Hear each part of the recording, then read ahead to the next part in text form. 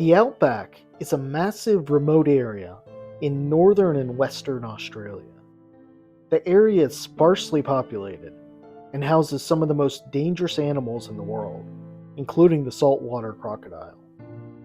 Inside this region may lurk another creature, though, one that Aboriginal tribes have told stories about for centuries. The unknown creature is known as the bunyip. The bunyip has been described various ways the last few centuries, but the one thing that remains consistent is that the descriptions and the stories appear to be ever changing.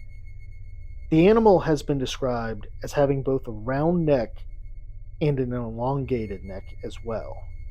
It's been described as having a body several different ways, like a hippo, a horse, or a manatee. Still, it typically is reported one of two ways the majority of the time. First, as either resembling a seal or resembling a swimming dog, or second, resembling a long-necked creature with a small head. The seal dog variety is most often seen and is described as being between 4 and 6 feet long, with a shaggy black or brown coat.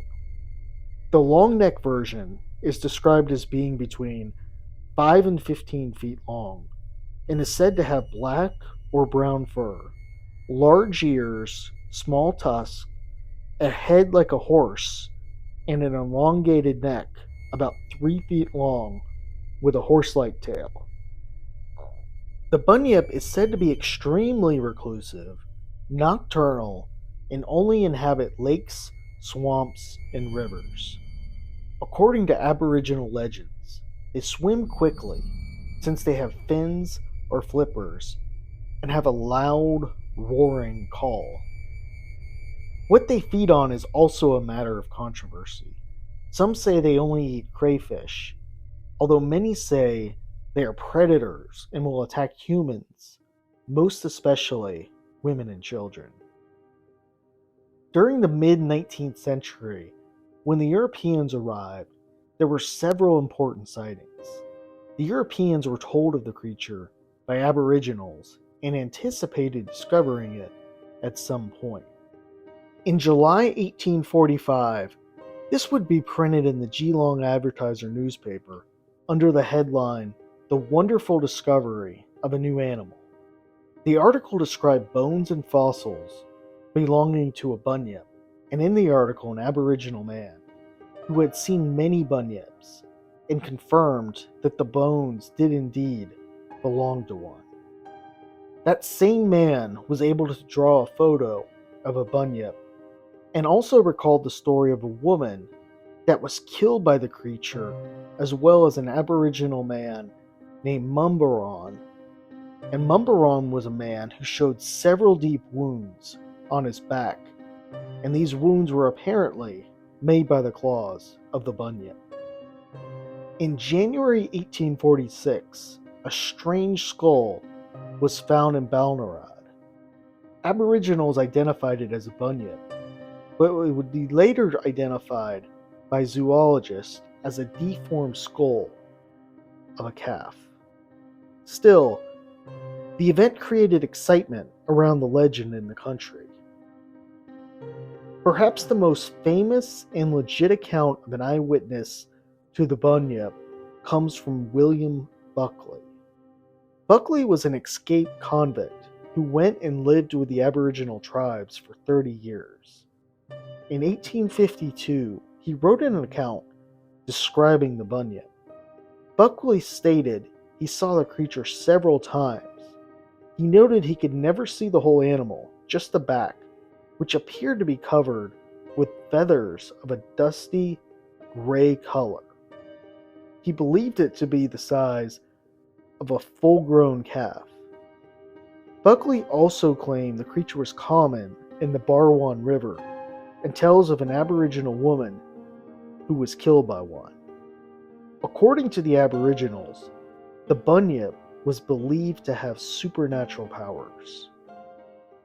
Edwin Stockwell traveled on the Murray and Goulburn rivers, and in 1957 wrote an account of his encounters with the bunyip. He claimed that the bunyip was simply a freshwater seal. Stockwell said the animal had two small paddles, or fins, attached to the shoulders, a long swan-like neck, a head like a dog. He said the animal was covered with hair, like the platypus, and the color was a glassy black. He said he encountered around 6 of these, with the smallest being about 5 feet and the biggest around 15 feet. Stockwell sketched the animal and showed it to several members of the Goulburn tribe, who declared that that picture was Bunyip's brother, meaning a creature similar to the bunyip.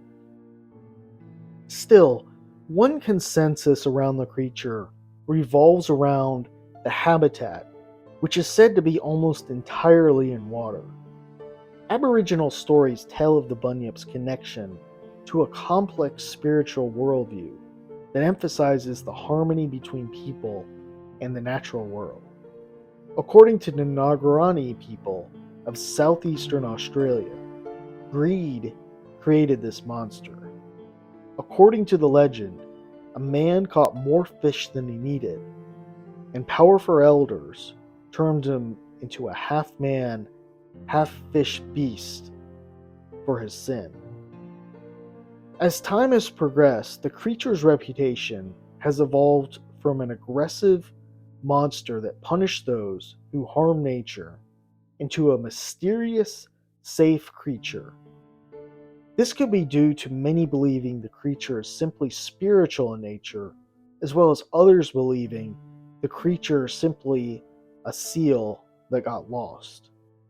Whatever one's belief, the waters of the outback are extremely dangerous already, with saltwater crocodiles roaming around, as well as other animals. So, let's hope this creature, if it does exist, is not too dangerous.